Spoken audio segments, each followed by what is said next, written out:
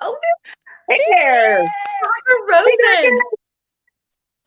What a great show. What an Wasn't amazing it good? show. I know. was so entertained. It was good, right?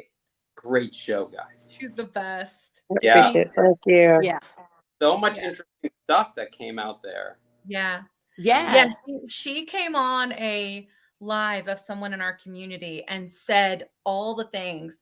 And there were so many people on there, but I was like, she just said all what you just said here. Like, and I was just like, she gets it. Like, and it was just, it was so cool to hear like a positive celebrity say, hey, this is important for everyone. And here's why. And like that, it's so kind of her. Cause I'm just like this little person. Like I have a little bitty following on TikTok. Like, you know, Ripple. She's got no Thank you. Oh, we lost you, Dr. Darn it. It's okay. You know, should hopefully be like popping back I on. can hear you. I can hear We you. can hear you. Oh, she has no there he ego. is. You know, she has no ego about it. No. And she No. just, it's amazing to say, but like, she's just one of us in this. Yes. Yes, she really is. I can she see that. totally gets it. Mm-hmm. Yeah. But And I thought it was so interesting, Dr. Rosen, about when she was talking about the sleeve and only needing 2.5. Remember when you were telling us that, like, yeah, because she has more already because of the intestine to the stomach, right? Also, she's not being driven by weight loss, you know? So It is. Yes. It's true. thank you. Yeah. Thank you. Because Janine's like that too, right? So Janine is gonna, you know, she'll be at the lower dose for maintenance. Look, right. Thank you. Low dose won't cut it if you're chasing weight loss, and for a lot of people that's appropriate. The low dose won't cut it if you've had a big amount of weight loss from the sleeve, and then you're trying to get the rest. You know, you'll just higher. But she's primarily driven by her A1C control, which is doing amazing. And she's getting residual weight loss benefit. And since it's not the primary motivator, her doctor's being conservative, and she's also extremely sensitive to it. Yeah. If you hear the way she talks sounds about like it. Very. couldn't eat for a week on the 2.5, right? Yeah. That's a marker of someone who's really sensitive to GLP-1s. Yeah. Whereas I have patients who will say, like, I didn't really feel it. Yep.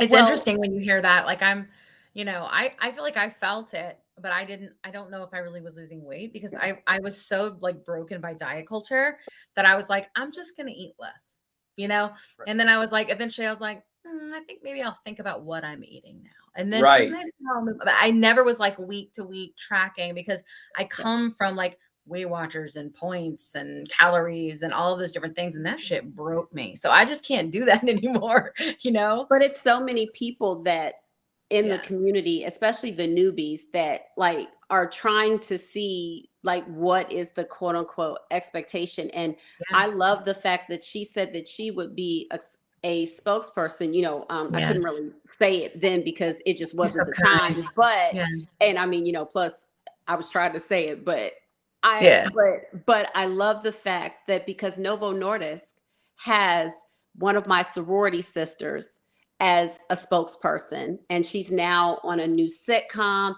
and they now also have Anthony Davis for these GLP-1s, and Eli Lilly doesn't have anyone, and you have a person like Rosie O'Donnell who's saying, I will do it for free.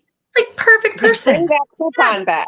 Yeah. Because But the thing about Rosie is she gives an altruistic, you know, bent to that coupon, which I think is really sweet of her. I think it may be, you know, she's trying to give the benefit of the doubt to Eli Lilly. I'm a little bit she's trying more skeptical. Well, we do see all skeptical, right? Yeah. She was trying. I think they were trying to capture market share from Novo Nordisk, you know, from Ozempic, and when you get people hooked, then they're customers for life is the idea. So you give them you know, a very low entry rate, and then all of a sudden you take it away and you put a higher price point that they have no choice but to pay. But talking about the people who lose the medication is extremely, extremely, you know, disheartening. That's an interesting angle to talk about. Yeah. Also, I think what's so cool is I'm hearing a lot of stuff like you're hijacking your body with these medications. You know, the people who are afraid of what it's going to do to you. You know? Look at Kat and I. We're like, what? You're like, right. Well, you guys understand. It's like you're taking your body back. Yes. You're like, wait a minute. 100%. 100%. Yeah. It's the opposite. You know who's hijacking your body? Food scientists who work for processed food companies. They're hijacking your body. Yeah. That's like what thousands of centuries of of scarcity, and it still works in our brains, right? So they're exploiting all of our biology for their bottom line and leaving us holding the bag of obesity. So this medication gives us the pause to, you know, say no to that stuff. Even though they wired our brains, not just with how they construct the food, but the marketing and advertising around it as well. Yeah, you know, for sure. So, and I think like 100%. even like Rosie was saying with cookies, like you think of warm cookies, you think of like home and like nurturing, and like you tie all these like emotions into these things, you know, and which makes sense why she always had cookies around, you know, like you know, and I think that's sort of like built in to our, I don't want to say our DNA because it ain't, but it's messing with our DNA because we're eating it all, you know. And I really think that it drives me crazy right now seeing so many people being put in this situation. And I just was very much, like she was saying, got to this point where I thought, are we doing anything with this podcast? Like, sure, it's growing, but are we loud enough? Are we having people understand that there are safer compounds? You can choose those, you know, and like, are we? And then finally, I was on a live and people were like, you know, you're making a difference. It seems small, but you're making a difference. And then I was like, I want Rosie.